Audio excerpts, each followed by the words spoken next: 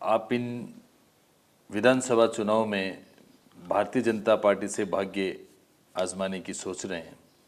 In case मान लीजिए कि आपको टिकट नहीं मिलती है तो आप क्या करेंगे? देखिए सर,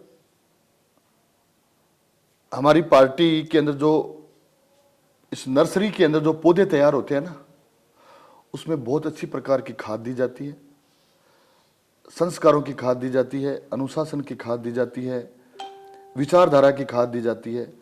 हम तो वो छोटे छोटे पौधे यहाँ से निकले हुए हैं जो पूरी तरह पार्टी की रीति नीति से बंधे हुए होते हैं, अनुशासन प्रिय होते हैं, पार्टी की पंचनिष्ठाओं पे काम करते हैं। मुझे मेरी कार्यशैली पे, पार्टी की विचारधारा के अनुसार काम करने पे, मेरी कार्य कुशलता पे, मेरी ईमानदार कर्तव्य परायणता पे पूरा भरोसा है कि पार्टी मुझ पे विश्वास करेगी। फिर भी यदि पार्टी को लगता है कि मैं इस कसौटी पे खरा नहीं उतरता हूं, तो मेरे किसी साथी को मौका देगी। हमारा तो मकसद है कि ये कमल खिलना चाहिए। पार्टी किसी को भी सिंबल देवे, हम तन मन धन से उनका साथ देंगे और पार्टी की सेवा में अनवरत रूप से अहर्निश लगे रहेंगे। क्योंकि भारतीय जनता पार्टी के अंदर काम करने वाले प्रत्येक कार्यकर्ता का आज की तारीख में एक ही लक्ष्य है कि नरेंद्र मोदी जैसा नेतृत्व आने वाले 50 सालों में हमें मिलता रहे। इसी विचारधारा के साथ में पार्टी का प्रत्येक कार्यकर्ता काम कर रहा है। मैं भी उस कार्यकर्ताओं की लिस्ट में ही हूं।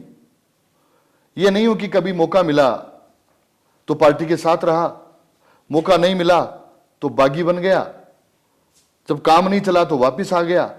ऐसा मेरी फितरत में नहीं है, न मुझे ऐसे संस्कार मिले हैं। आपको लगता है कि इन विधानसभा चुनाव में भाजपा सरकार बनाएगी? कितने परसेंटेज बताऊं? 100% तो सभी बताते हैं। मैं तो कह रहा हूं 1000% भारतीय जनता पार्टी की सरकार बनेगी और प्रचंड बहुमत के साथ में राजस्थान की जनता सरकार बनाएगी। पिछली बार कुछ कमियां रह गई थी, इसलिए सिर्फ पूरे राजस्थान में 1.5 लाख वोट और मिल जाते तो हमारी सरकार बनती। 200 वोटों पे 1 वोट चाहिए था। कुछ कारण रहे, पार्टी का दुर्भाग्य तो मैं नहीं कह सकता, लेकिन हम सबका दुर्भाग्य जरूर रहा, क्योंकि डबल इंजन की जहां जहां सरकारें हैं उन स्टेट्स का कायाकल्प हो रहा है। आज ये जो छोटी मोटी बातें करते हैं, महंगाई को बड़ा मुद्दा बना रहे हैं। राजस्थान के अंदर अन्य प्रदेशों की बदौलत यहां महंगाई ज्यादा है, भ्रष्टाचार 1 नंबर, दलितों पे अत्याचार 1 नंबर, बेरोजगारों के साथ पेपर लीक का मामला हमारे बराबर कोई ठहरता ही नहीं है। ऐसी कोई एग्जाम नहीं जिसका पेपर लीक नहीं हुआ हो। कौन सा कारण है जो हमारी सरकार नहीं बनेगी? यहां तो सारे के सारे जनता उब चुकी। जनता तो चाहती है कि आज चुनाव हो। जनता तो 1.5 साल पहले, 2 साल पहले भी चाहती थी चुनाव हो, लेकिन एक लोकतंत्र की स्वस्थ परंपरा है, उसका निर्वहन कर रहे हैं। हमारा विपक्ष में होने के नाते हमारा पूरा हम धर्म निभा रहे हैं। एक ही मकसद है कि भारत का जो नेतृत्व आज मिल रहा है, जिससे भारत का पूरे विश्व में सम्मान हो रहा है, भारत का सांस्कृतिक गौरव वापस प्राप्त हो रहा है। महंगाई की बात करने वालों को जरा मैं कहना चाहता हूं कि 2014 में प्रति व्यक्ति आय 4 लाख रुपए थी, जो आज 14 लाख है। किसानों को जो खाद मिलता था वो आज आधे पैसे में मिलती है। किसानों को जो उचित उसका कीमत का जो मिलना चाहिए पैसा, पहली बार उनको सही कीमत का पैसा, कीमत से जो सरकारी कीमतें निर्धारित होती है उससे भी ज्यादा पैसा किसानों को मिल रहा है। इन लोगों ने किसानों का कर्जा माफी के नाम पे जुमला देके जो सरकार बनाई थी, उन्होंने क्या किया? किस मुंह से किसानों के सामने जाएंगे? बेरोजगारी भत्ता देने के नाम पे उन्होंने सरकार बनाई, किस मुंह से इनके सामने जाएंगे? लेकिन गहलोत जी तो कह रहे हैं कि इस बार वो घोषणाएं नहीं करेंगे, गारंटी दे रहे हैं। लेकिन हमारे मुख्यमंत्री जी अशोक जी गहलोत तो इस बार ये फरमा रहे हैं कि इस बार हम घोषणाएं नहीं करेंगे, गारंटी देंगे कि ये योजना इंप्लीमेंट होगी, इसका गारंटी है। पिछली बार क्या जुमले थे? वो तो आप राजनीति के लोग ज्यादा समझ सकते हैं। नहीं, जब वो कह रहे हैं कि इस बार गारंटी दे रहे हैं, तो पिछली बार क्या झांसे दिए थे? और ये तो आपके सामने है सर। जहां से नहीं थे तो 1 से लेकर 10 तक की गिनती गिनने के लिए वो राजकुमार आया था, प्रिंस ऑफ कांग्रेस यहां आए थे, और 1 से लेकर 10 माधुरी दीक्षित का गाना था, उस गाने को गा के गए थे, कहां इंप्लीमेंटेशन हुआ? बेरोजगारी भत्ते के नाम कितने बेरोजगारों के खातों में आपने पैसे डाले? किसानों की कर्ज माफी के नाम पे आप छोड़िए, कितने ही असंख्य किसानों के खेत कुड़क हो गए, और यहां तक कि किसानों ने कुड़की को झेलते हुए फांसी खाई है, कह कह के मर गए। जुमले ही थे। अब गारंटी याद आ रही है क्या? और किस बात की गारंटी दे आप रहे ये हैं? मानते हैं कि राजनीति में जुमले चलते हैं? जुमले चलते हैं, कई बार जनता भ्रमित हो जाती है, चल गया ना, लेकिन ये शॉर्ट टर्म पॉलिटिक्स होती है, ये लॉन्ग टर्म पॉलिटिक्स नहीं होती। और राजनीति के अंदर सच्चाई और ये धर्म का बार बार नाम लेकर और धर्म को विकृत करने का प्रयास करते हैं। मेरा यह मानना है कि यदि राजनीति के अंदर धर्म का प्रवेश होता है तो राजनीति परिष्कृत हो जाती है, लेकिन धर्म के अंदर यदि राजनीति घुसेड़ रहे हैं तो धर्म का विनाश हो जाता है। इसलिए इस राजनीति को धर्म में नहीं घुसने देते हम राजनीति के अंदर धर्म को लाते हैं तो राजनीति को परिष्कृत करने के लिए लाते हैं, न कि धर्म पे राजनीति घुसेड़ते हैं। ये इस तरह की तुष्टिकरण की नीतियां अपनाकर जगह जगह रामनवमी की यात्राओं को रोक देना, जगह जगह धर्म के नाम पे और तुष्टिकरण के नाम पे झगड़े करवा देना, या राजस्थान में कितना अच्छा वातावरण था। आप स्थानीय मुद्दों की बात करें या स्थानीय अपन परिवेश की बात करते हैं, क्योंकि आज की जो आपके और मेरे बीच में चर्चा हो रही है वो लाडनू विधानसभा को केंद्र मान के हो रही है जी। तो आपको ऐसा नहीं लगता कि हर पार्टी में कुछ 2-4 लोग होते हैं जो शुरू से लास्ट तक यानी 5 साल तक मेहनत करते हैं, प्रयास करते हैं और टिकट मांगते हैं, उनका नाम जाता भी है, लेकिन कुछ नए लोग एकाएक प्रकट हो जाते हैं जी। तो उन लोगों के लिए आप क्या कहना चाहेंगे? देखिए, आपके सामने है कि भारतीय जनता पार्टी की स्थापना 1980 में हुई। उससे पहले जनसंघ था, और जब हम गांव में जाते थे तो ये लोग हमारा मजाक उड़ाया करते थे। हमारा चुनाव चिन्ह हुआ करता था दिया और बाती। इस दिए में तेल नहीं, सरकार बनाना खेल नहीं। और हम उसका जवाब देते थे कि घर घर दिया जलाएंगे, सरकार हम बनाएंगे।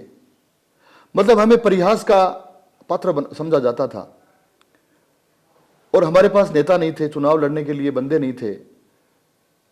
जैसा कि मैंने सुना है, पढ़ा है कि किसी व्यक्ति को कहां से चुनाव लड़ाते थे, किसी को कहां से लड़ाते थे। आज हमारी पार्टी विश्व की सबसे बड़ी पार्टी है, और उसका नेतृत्व विश्व के सबसे प्रभावशाली नेता नरेंद्र भाई मोदी जी के हाथ में है। इसकी हमें गर्वोक्ति है। और इतना बड़ा परिवार हो गया कि हर विधानसभा के अंदर 5-5, 10-10 तो तैयारी करते हैं, लेकिन 5-5, 10-10 नए भी आ जाते हैं, और हमारा स्थापित नेतृत्व भी वहां पे ऑलरेडी रहता है।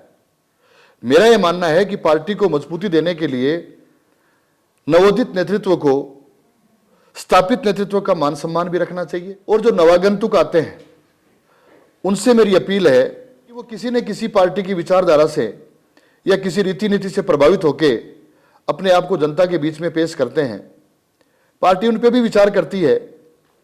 बाय द वे, उन पे यदि विचार नहीं होता है उनकी नज़रों में कि भाई हमने बहुत मेहनत की, भले ही हम लेट आए, मेरा उनसे कहना है कि आप पार्टी की विचारधारा को लेके, झंडा लेके आप बाजार में निकले हैं। बहुत से लोगों से आपका मिलना होता है, हम सबका मिलना होता है।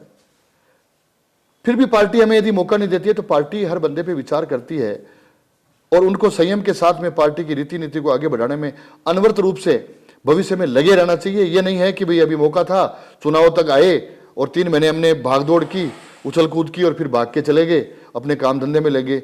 यदि जनता की सेवा करने का प्रण आपने ले रखा है और जनता के प्रति आपके मन में भाव है, सच्ची श्रद्धा है, इस जनता को जनार्दन मानकर, जनता को गणेश मानकर आप यदि फील्ड में ईमानदारी से उतरे हैं तो आपको जीवन पर्यंत इस जनता की सेवा में लगे रहना चाहिए।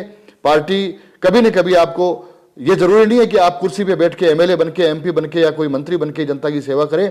आपको पार्टी के झंडे के नीचे, आपकी सरकार है, आपके पास नेतृत्व है, तो पार्टी का झंडा लेके आप किसी दफ्तर में या किसी दुख दर्द में शामिल होंगे तो आपकी बात को तवज्जो दी जाएगी। इसी भावना के साथ मेरा उनसे कहना है कि आप एक ही लक्ष्य रखिए।